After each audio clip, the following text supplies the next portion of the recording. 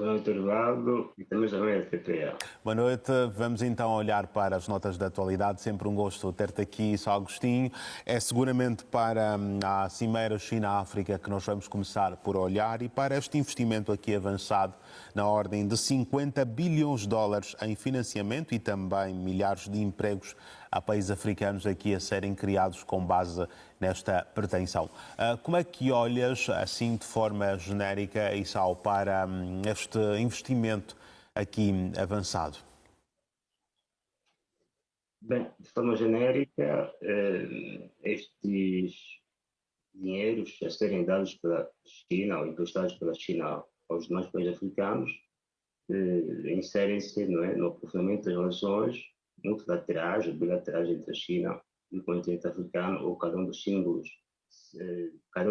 estados do continente africano. Não é? Para já, a relação entre a África e a China, no que toca aos investimentos chineses, não é ligada a condicionalismos típicos dos outros Estados do mundo, que, por exemplo, exigem a observância dos direitos humanos e também outros critérios ligados à boa governação. E a China, livre desses ditados, vai emprestando dinheiro ao continente africano, esperando que os africanos possam usar esses dinheiros para alavancarem suas economias. Né?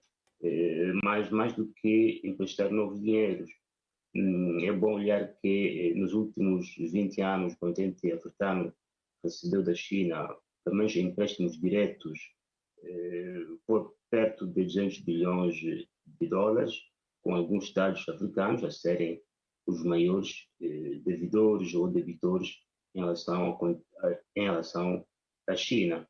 Claro que alguns desses estados que devem muito dinheiro à China conseguiram dar algum passo na sua economia, a construção das suas infraestruturas, mas os outros nem tanto assim. E também hoje há o problema do pagamento do serviço da dívida para com a China. Né? Há casos em que, na caso dos países africanos, que não conseguem pagar o serviço da dívida e, em alguns casos, obrigam o governo chinês a ter que adiar o pagamento desses serviços da dívida, o que mostra que há uma incapacidade de devolução dos dinheiros que o continente africano deve.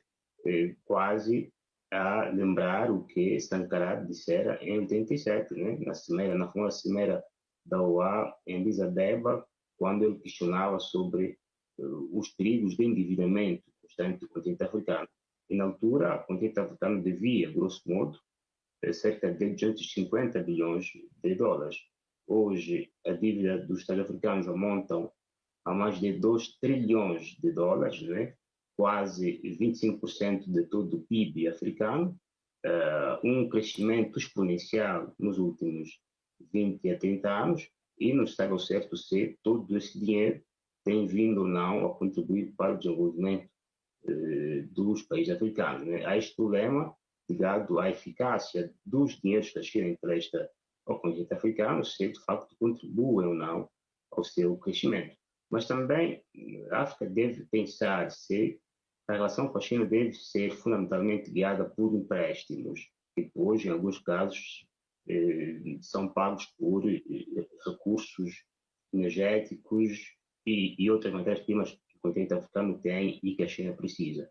Se calhar, chegar à altura de ver o que leva a que o continente africano vá buscar dinheiros lá para fora. Claro que a China não é o principal creditor do continente africano, né? Mas qual é então essa razão? A razão fundamental é um baixo nível de produtividade e de produção das suas economias. Né? O continente africano, de regra geral, não produz muito do que consome, consome muito mais o que importa do que produz, e isso leva a que tem que precisar de dinheiros, né, para poder comprar matérias-primas, em caso de produtos que produz internamente, e também os produtos acabados lá para fora. Né? E isto é insustentável a longo prazo.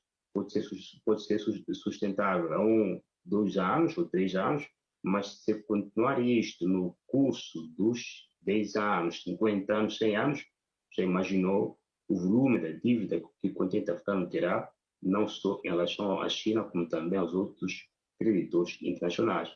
Deve pensar o continente africano em apostar na ciência e na inovação, em produzir matérias-primas acabadas que depois possam ser lançados ao mercado de consumo interno e externo, e a partir daí arrecadar receitas através de impostos e também de outras vendas diretas e indiretas desses produtos aos seus mercados internos e externos. E também devia pensar mesmo no aprofundamento da chamada zona de livre comércio do continente africano, que, regra geral, parece ter dado um passo maior do que a perna, porque não se pode pensar numa zona de livre comércio com tantas moedas nacionais, com tantas políticas comerciais, sem serem, digamos assim, abatidas. Se isso não for abatido, essa zona de livre comércio do continente africano terá pouco impacto no desenvolvimento econômico do continente africano.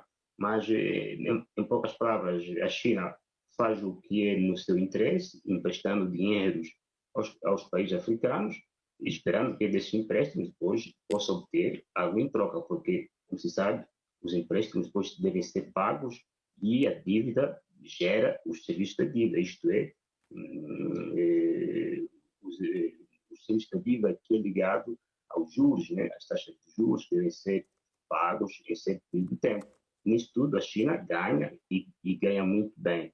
Agora, se espera que os países africanos, desses empréstimos que obtêm da China, também possam tirar destes dinheiros ganhos substanciais, mas, sobretudo, apostem na produção interna, na inovação e na criação de produtos e mais-valias finais que contribuam para a sustentabilidade das suas economias.